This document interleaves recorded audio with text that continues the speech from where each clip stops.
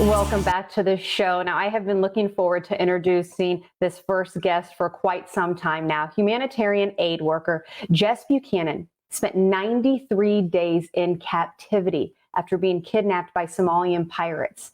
But her story does not end there. She is safe, but once she was home, other problems started to arise, which we want to get out some important messages today. So let's go ahead, bring in Jessica. Good morning. How are you today? Good morning. I'm very well. Thank you. Jessica, it's great to see you. And, we get so many emails during the course of the day, and your story really is headline capturing to experience what you've been through. So kind of take us back, let people know what you've been through and how that does not define you. So I'm a teacher by profession, and in 2008, 7, I went to Africa to teach, and I met my husband there, and we got married, and I did what all wives do. I followed him up to Somalia where he was working, and I started working for a nonprofit. And I worked in armed violence reduction and community safety. And I was basically living my best life. And I was traveling all over East Africa and doing work that felt very meaningful to me, using my skill set to try to help people who were very much in need. And in October 25th, 2011, while I was out on a routine field mission, a colleague and myself were apprehended. Our car was taken over at gunpoint. We were driven out into the desert. We were forced out of our vehicle and went through a mock execution and subsequently held for 93 days out in the desert until we were successfully, both of us, rescued by SEAL Team 6 on January 25th, 2012. And after that rescue, I know there's so many questions that I want to ask about your experience, but that's not what we're focusing on today. Being able to be rescued, one would think, someone who, of course, has not been in any situation like the one you've endured, one would think, okay, I'm rescued, I can get back to life, everything's going to be wonderful. And that was far from the case. No, I mean, I don't think that happens for any trauma survivor. And it's one thing to survive the trauma. That part of your job is done. Then the second part of your job comes into being, and that's what I like to call surviving survival. And so you have to figure out, your whole life has changed.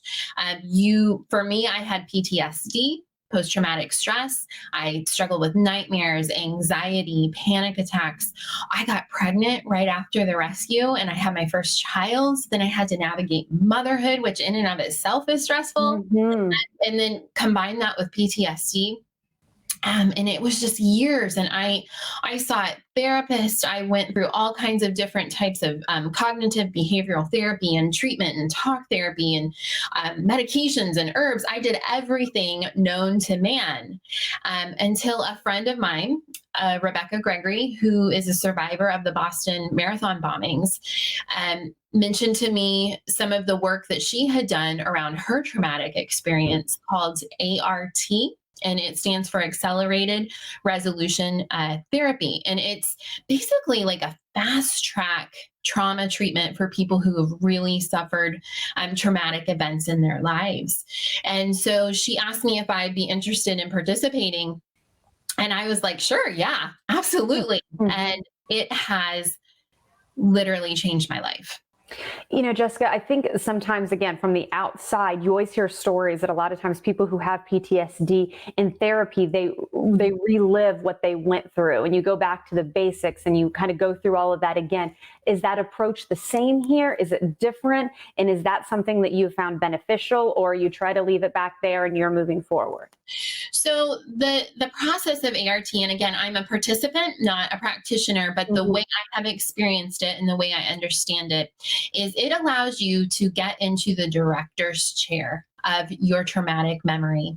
So basically what happens when you've had a traumatic event in your life happen, your brain doesn't understand that when triggers come into your daily routine, it doesn't understand that you're not in that traumatic event anymore. And your body remembers it the same way as when it first happened. So for me, a trigger would have been my kidnappers they drove me around the entire country of Somalia with loud music and screaming all the time.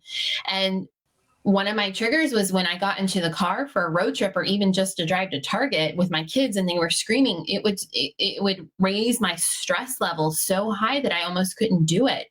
And so what happens with ART is that you can go in and you can change how that scene played out. Your brain understands that it happened this way, but it realigns everything so that your body doesn't remember it in that stressful way that it used to. Jessica, I'm so glad that we're at a time in society where I feel like we can talk about treatments, we can talk about therapies, because I think that was not the case in the past. No. Before we let you go, though, I always like to ask people one piece of advice or one thing to keep in mind. And you have been through the lowest of the low. And I'm glad to see you smiling now after the treatment that you've been able to have. And you're here today as a mom. What advice do you have, or what have you learned now as you kind of wrap your arms around the experience that you've had to go through?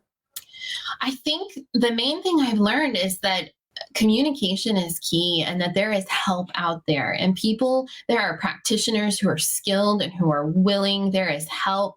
Art International, the foundation that I'm working with and speaking at the Brave Bash on October 24th, their annual gala, they are there. They have people ready and willing to help. If you are struggling with post-traumatic stress and you are stuck in a traumatic event, small trauma, big trauma, it doesn't matter. There are people there who want to help. And I think it took me a long time to be able to say, look, it's been a few years since this happened to me, but I'm still struggling, and it's okay, because the recovery process, there's no time limit on it. It could take my entire life, and that's okay. But there are resources and there is help out there. Well, and of course, we're proud to say that one of the resources is a Tampa-based nonprofit getting the message out. You mentioned the Brave Bash, which is happening virtual, of course, this year. I'm assuming you're still making the trip down here to Tampa from Virginia. Where can people go for more information, or what do you want to tell them about the? It's actually a hybrid event. It's an outdoor venue, so there are tickets, a very limited amount of tickets available if you'd like to attend in person. But the important thing is that there is a live stream event October 24th, and it is free. So the live stream is free, so anybody can access it. I'll be telling more about my story and my experience with ART, and just as a hostage. Rebecca will be sharing more about her story. You can find out all the information at arttherapyinternational.org, and it's October 24th. Jessica, thank you so much. It was so nice meeting you today. Thank you. Best of luck to you in the future as well. And of course, we'll have more information on our website as well. We hope you stay right there, because the show will continue on the other side of the break.